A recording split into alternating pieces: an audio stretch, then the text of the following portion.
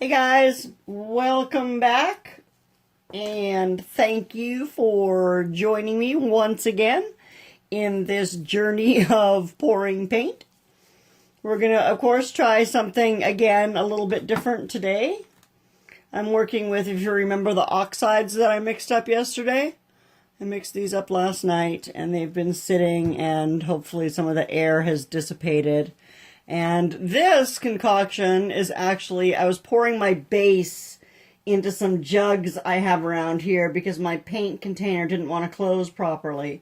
So I wanted to keep it airtight until I could use it.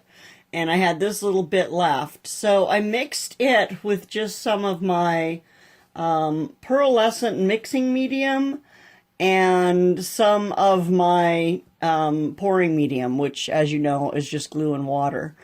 So I'm going to use this as kind of my pillow paint or my base paint today, and I'm going to try to follow one of Fiona's techniques, which is to put a very light base coat down, and then she does little circles with two colors in each circle, and she does a little pattern. Now I'm back down to using, it's a new technique for me, so I don't want to use any of my bigger pieces until I figured out what I'm doing. But these are those little squares of wood that I got at the Dollar Tree, 6 for $2. So I can afford to muck up a few of those, and you know, if nothing else, I can paint them on both sides. I don't worry about taping off the bottom side because if they do make the cut and they end up being resined and stuff, they will be finished on the bottom with a piece of cork. So nobody's going to see the bottom. I'll sign it and that'll be that. So anyway, we're going to try this. This is that base, that easy flow semi-gloss base, accent base. And according to the lady at the store, the accent base is the one that has the least amount of pigment in it. So that's kind of why I wanted to use it, because I wanted to use it with those pigments that I had, and I didn't want it necessarily changing the color. So you can see, even though I'm getting a fairly decent coating on there, it's pretty transparent, which could be interesting in the end. We'll see. I do have some that I've mixed up, that I've mixed with some of my titanium white pigment, and we'll try that soon. But I've got this little bit here left, and I might as well do something with it, right? I've got 4 more of these little coasters, so it's hard to say whether they'll turn into a set or if they'll turn into 4 individual coasters that I give to people. Only time will tell, I suppose. Now, I'm told that with this house paint, this latex, you have to just do this fairly quickly because it tends to burn. That's got a nice luminescence to it. It's kind of cool, I guess. It's not leveling out really great, but I don't think that's super important. So,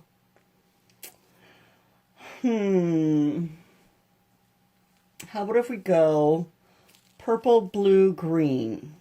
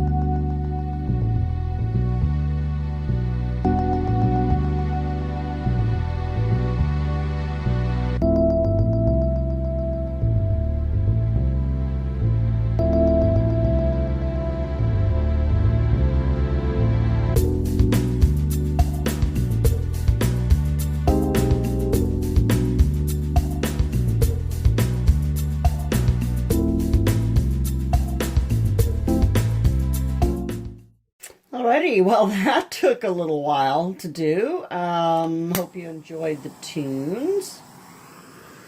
I'm going to just go in and pop these bubbles again. I'm not seeing any cells, but I don't really expect to see cells. There's a few things that I haven't been able to find yet for that whole bloom technique that everybody is trying. So I'm still not trying it.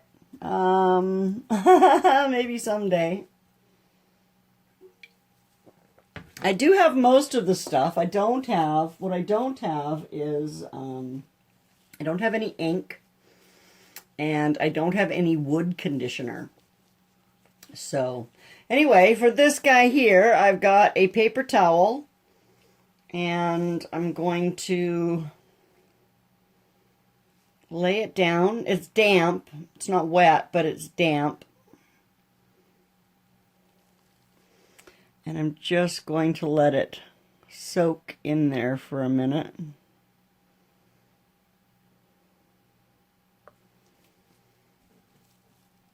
I don't even know if I really want to touch it too much.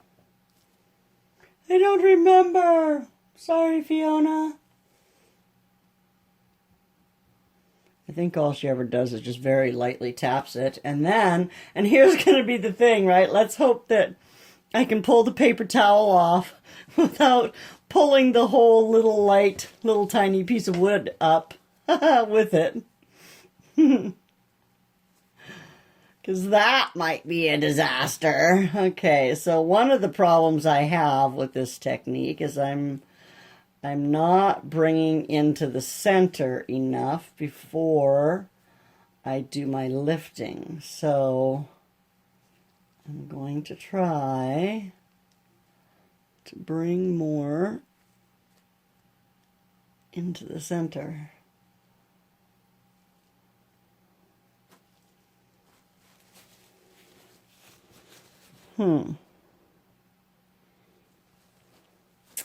That has a lot of paint on it, so I think I definitely need to try to stretch it out a bit. But before I do that, I need to put some of this on the edges to make them more accepting of my colored paints when I push them over. You know what I mean?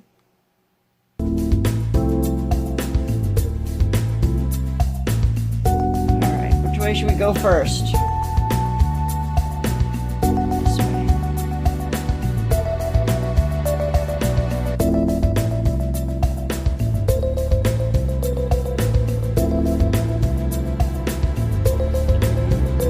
Back to the center.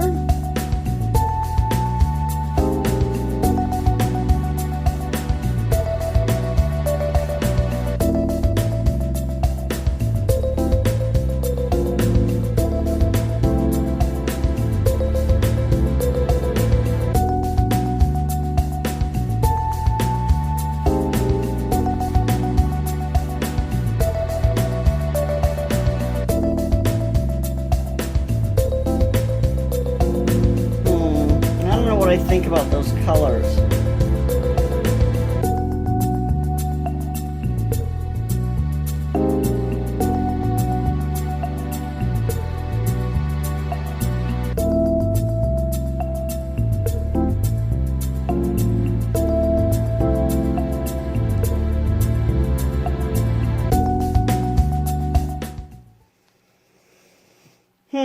Well, here's what I think of that. Alrighty, that's take one.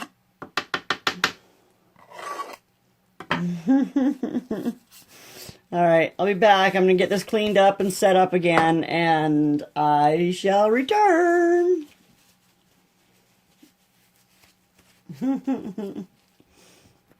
Alrighty then, so here we are back with take two. And I've prepped my little square here, and I've got my colors, and let me go through the colors I'm using today. just so that I have that for a record. It's the pigments. They're all the pigments that I've mixed up.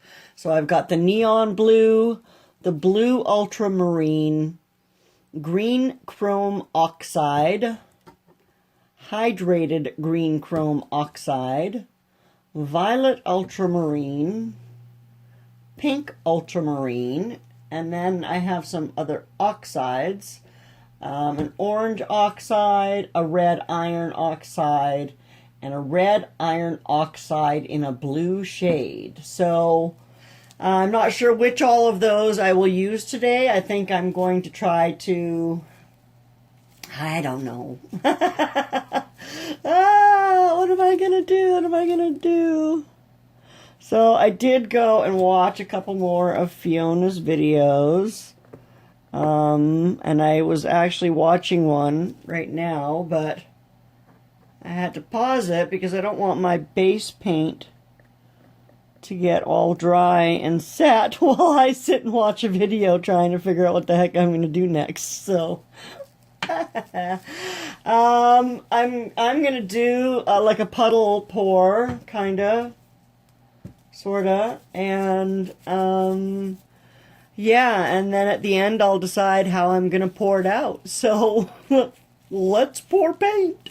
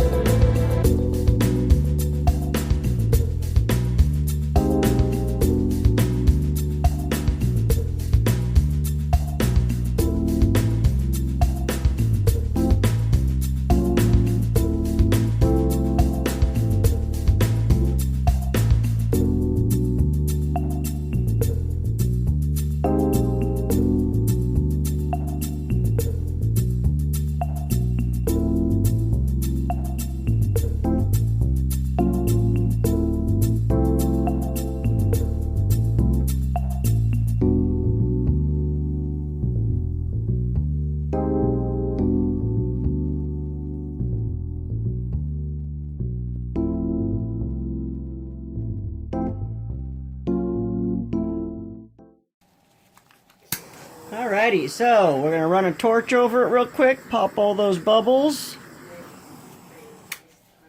and then we're just going to blow it out. And I don't think we can use our big blower. And you know I don't like blowing over and blowing in it because I always blow my spit in it. So I'm going to use my little mini blower. Remember this guy? He blows out pretty powerful, so we'll see, right? We're going to go straight down and then out.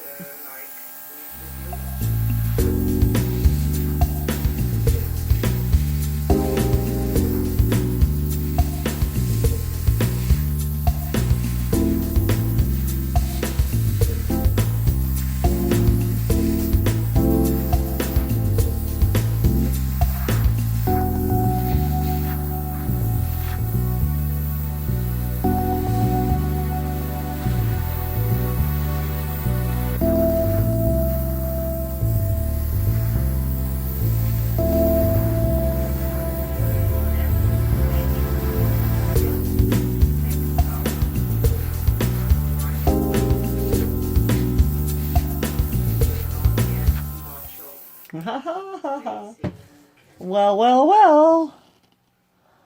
That looks lovely. We're getting some cells. Just little tiny ones, but I think I need to pop a few bubbles. Maybe stretch it just a touch. Not too much.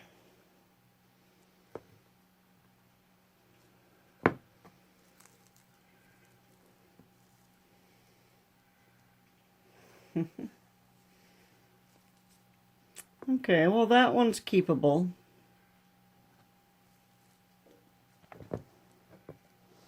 I think. Now, who knows what order I did that in. And I know I wanted to do dips, but apparently that's not in the cards for today. This is, I turned on a Fiona video, and this is what she was doing, was a pour. Not a miniature one, but oops, that's not what I want. Not a miniature one, but a Dutch pour all the same. And blowing it out. She gets right down and blows it out. I don't know, I've never practiced, maybe I just haven't practiced blowing enough, but I can't get my wind to go where I want it to when I'm blowing. I did, as you know, in the beginning I used a straw, and that worked really cool until I got this little blower. And I gotta tell you, this little blower is fabulous. I've seen a couple of other people who have different kinds of little blowers. Canella has one that's, it's like the world's smallest leaf blower. And Gay has one that looks almost like the same thing. It's a little, she calls it her toy blower. And I'm sure other people have little ones as well. But they're fun. It's fun to watch the patterns emerge from this. So hopefully I'd get a few purples, and I am starting to get some interesting colors popping up. I do need to go around and touch up all the edges and stuff, and then I'm going to get another canvas on here, and we shall continue. Alrighty, here we go with another. Let's try and do kind of the same order, I guess. Although I don't know what that order was. We'll try to replicate it somewhat.